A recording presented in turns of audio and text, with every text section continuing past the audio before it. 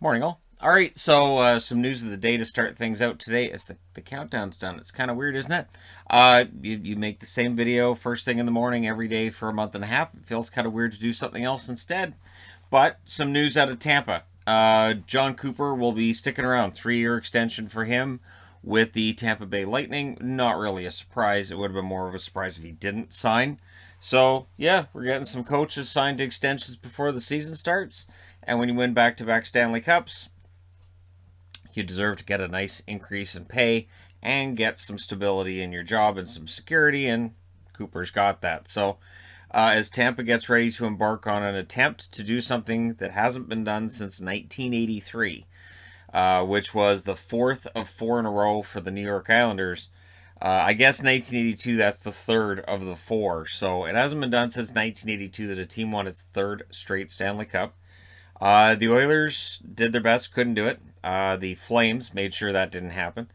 And so, yeah, Tampa Bay is looking to do what hasn't been done in a very, very long time. And they'll have Cooper behind the bench to try to do it.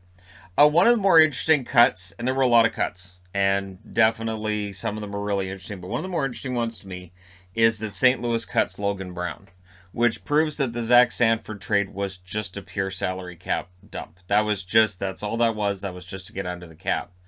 And so for Ottawa, they pick up Sanford. Now, of course, they don't have Brady Tkachuk, which I've seen 2 different articles on it in the last 24 hours.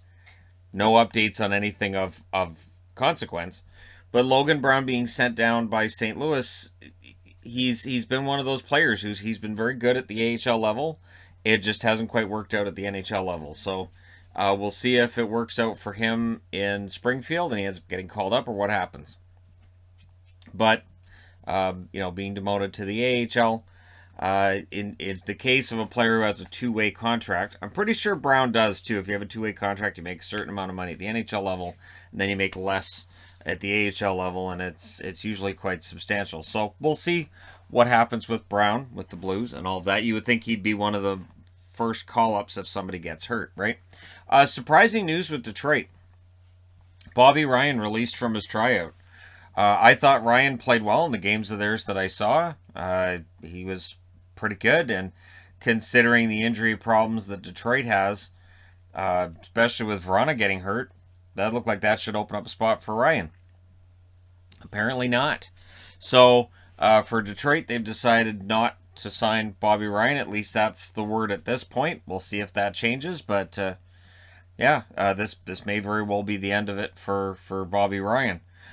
Pittsburgh, Jake Guentzel returns to practice. He was in COVID protocols. Now he's back at practice.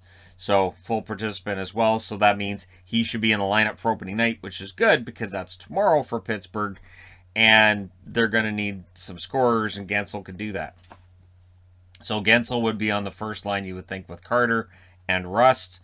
And then you go from there. Sidney Crosby is back in practice. He wasn't taking line rushes today, but he was at practice, which is a good sign. Not taking line rushes means he's not that close. Brian Boyle is expected to sign a 1-year deal today, worth league minimum $750,000. Boyle's signing may very well have something to do with the fact that Malkin and Crosby are both going to be out to start the season. They need depth down the middle, and Boyle's a good fourth-line center. Good fill-in kind of forward, and we'll see what happens when their centers are healthy. It's Pittsburgh, though, so very often there's injuries cropping up regularly once we get into the season. And in this case, we're not even there yet. So we'll see. We'll see how long he sticks around. But good to see Boyle getting another chance. Eric Gustafson's officially signed a 1-year, $800,000 contract with the Chicago Blackhawks. He was on a tryout as well.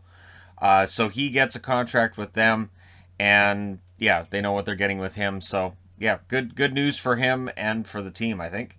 Interesting news with the New York Islanders that came out yesterday. I will admit I got a chuckle out of this. Zdeno Chara and Zach Parisi's contracts have officially been filed with the National Hockey League, finally. Now, one thing that I remember with Lou Lamoriello from his time in New Jersey was he didn't like to publicize how much the players got paid. So you'd see a free agent sign in New Jersey. You wouldn't know how much he was getting paid from Lou. Lou wouldn't tell you. So I think that's part of the reason why these contracts are getting filed as they are. I think I think he still believes that of he wants to play it close to the vest. So both Chara and Parisi signed contracts that are league minimum, $750,000 each. But there's performance bonuses. So if they reach those bonuses, they can each get an extra $750,000.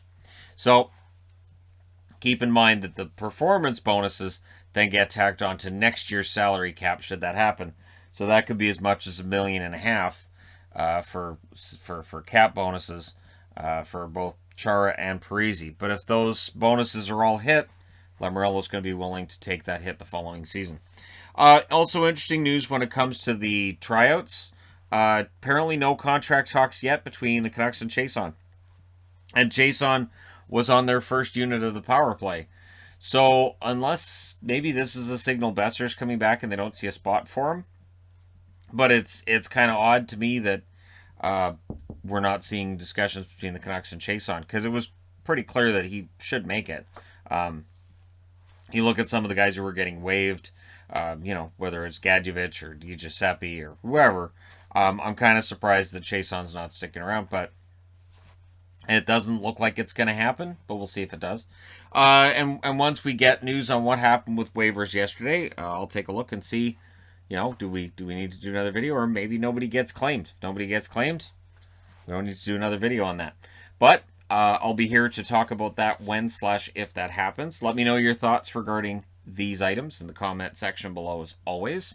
Don't forget to hit like and subscribe if you're browsing your way through. You just happen upon this video. And remember, tomorrow it starts. There's 2 games tomorrow. I'll be doing that preview in the morning tomorrow morning. And then we are officially into the regular season.